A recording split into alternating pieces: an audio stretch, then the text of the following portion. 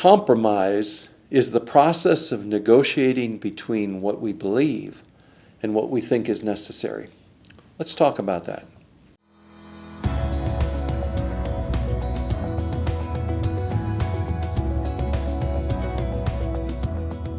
You see, I'm continually disappointed by my capacity to compromise. It invariably presents its ugly head when I'm confronted with a challenge that requires me to rely solely on God's ability and provision, rather than on my resources and plans.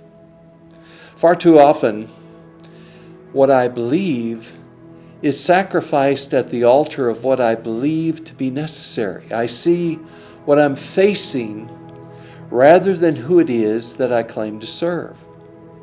In Luke, the 8th chapter, Jesus gathered his disciples and directed that they get into a ship and together go to the other side of the lake. But then the storm came.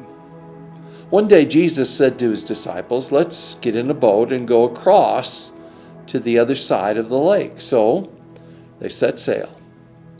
Soon Jesus fell asleep. This simple phrase, "Jesus fell asleep," was a defining moment in the lives of the disciples.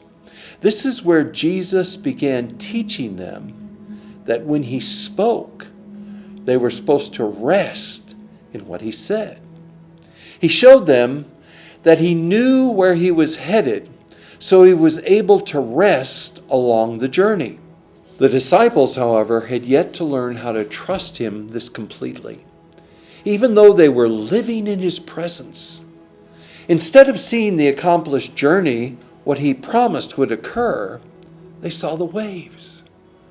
The Bible says the wind rose and fierce wind became a violent squall that threatened to swamp their boat. So the disciples woke Jesus up and said, Master, we're sinking. Don't you care that we're going to drown?" With great authority, it said, Jesus rebuked the howling wind and surging waves, and instantly they stopped and became as smooth as glass. Then Jesus said to them, "Why are you fearful?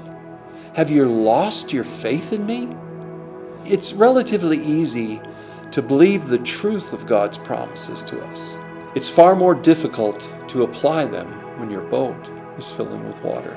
Yet, that is exactly the process that he's expecting us to go through.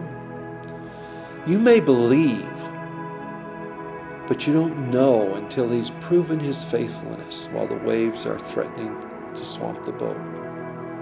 I'm firmly convinced that we as a nation and as the church are heading into rough waters. So, with all this in mind, what's the conclusion? Well, we're going to have to decide if we are going to arrive successfully at the end of our journey or allow ourselves to drown in the storms we're called to go through.